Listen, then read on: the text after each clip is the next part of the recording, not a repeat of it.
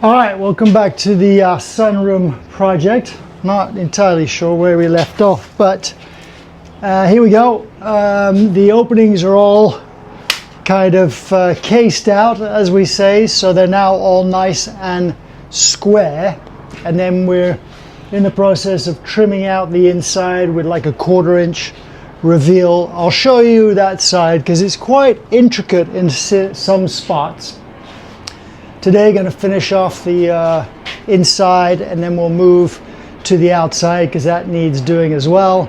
After that, we're going to move on to fixing the door, and then we'll measure exactly the internal dimensions here so we can order our plantation shutters. And it's going to completely transform this place. Bit of a tight space here. I don't really have a small portable table saw, so I'm doing everything with the track saw, which is great. The Festool track saw is the bee's knees, and it allows you to do all these kind of weird cuts as well. So let me show you the other side here.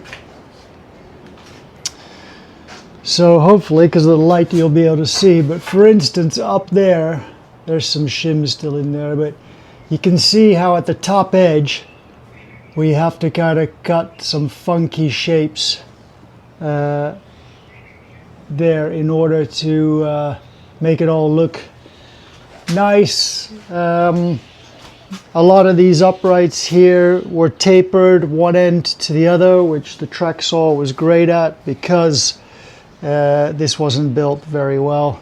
So some of them have like a 1/4 inch taper.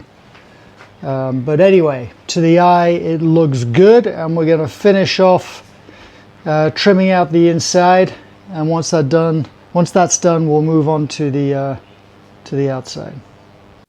All right, so a bit of a voiceover here because the audio was corrupted. This is my track saw setup, Festool track saw.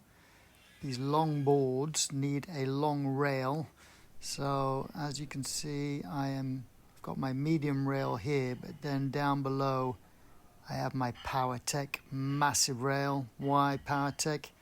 It's a great rail and it's cheaper than the Festool. Pink foam underneath to make the cuts.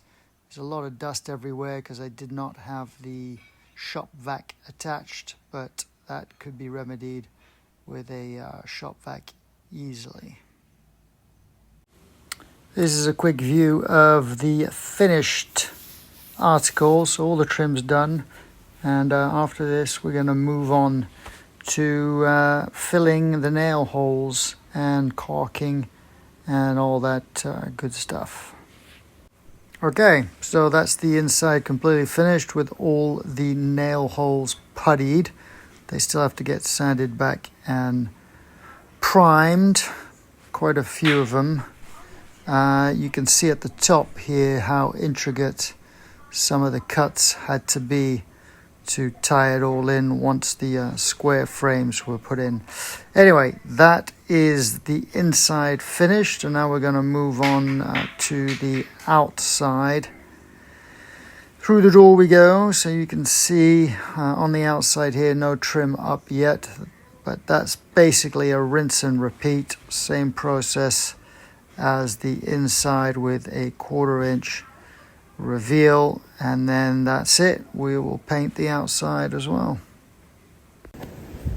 Okay, so we're all caulked, puttied, primed, we're ready for the paint that matches that paint. I know it's down in the shed somewhere. There is the outside, looking beautiful. And once we get that all painted, there'll be time to put the shutters in. Still have to order those, but that's going to make a huge transformation. And the screens, just to recap, are going to go on the outside. All right, well, here goes nothing, because I have found the matching paint. Here it is, and I'm gonna go ahead and say it's been in here a while. We still have a bit of slushing. That's a good sign. So hopefully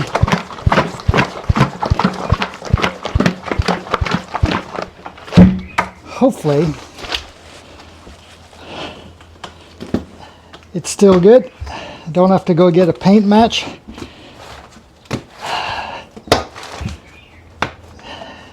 These paints, when they've been there in a while, can kind of stink.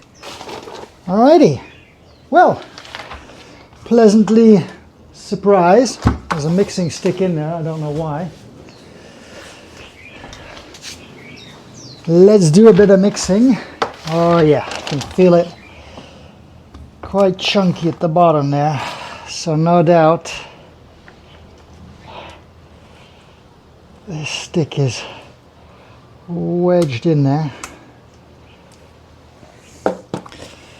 No doubt this is reaching the end of its shelf life. I'm hoping I can get enough out of here. Doesn't need that much. There's not that much to paint in here. I should have bought my mixer on the end of the drill. So definitely clumping up. Yeah, I'd say this guy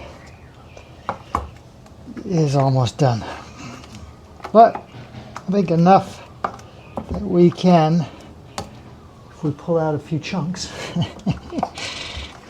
finish this paint job.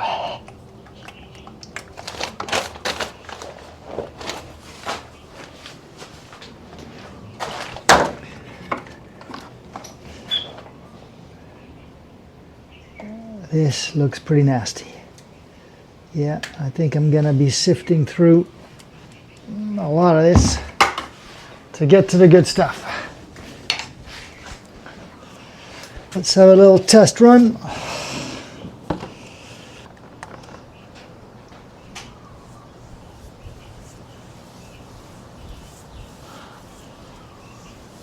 Okay, not bad.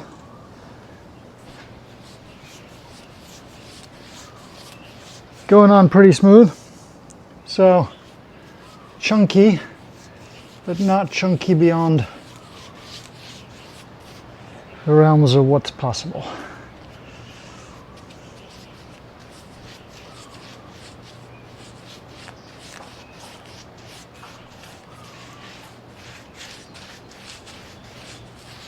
Okay, now we know that works.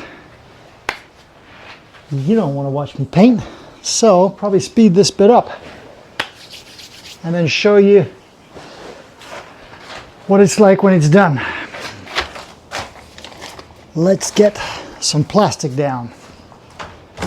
Drop cloth.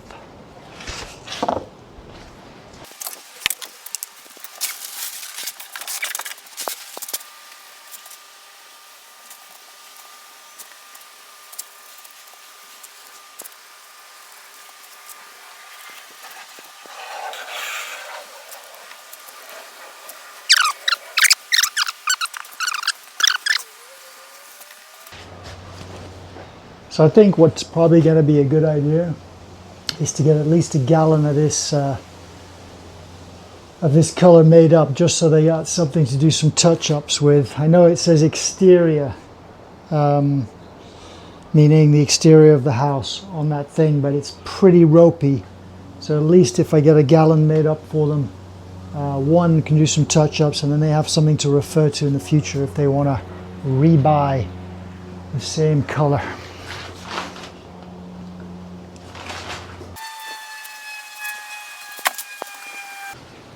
Alright, so this stage of the project is finito. There it is, all painted the same color. So much more formal, I would say, and framed out perfectly for the plantation shutters. So the next move then is to take these guys, the screens, and attach them on the outside. Before they were on the inside, and now we're going to attach them on the outside, and hopefully they fit. I measured, they should do. And that will stop a lot of the dust and stuff getting in. And then the plantation shutters will keep the light out, keep it cooler, and keep a lot of the dirt out as well. All right. And just like that, the screens are all on the outside. That was a tough job. Okay, gonna take a break for a couple of weeks. Gotta go do some other work. And then I'll be back here fitting the new door. The client has picked the door they want. It's a full pane of glass. That's gonna look good. And then hopefully they'll pick the colors for the shutters, and I can order those. So moving along nicely. Thanks for watching.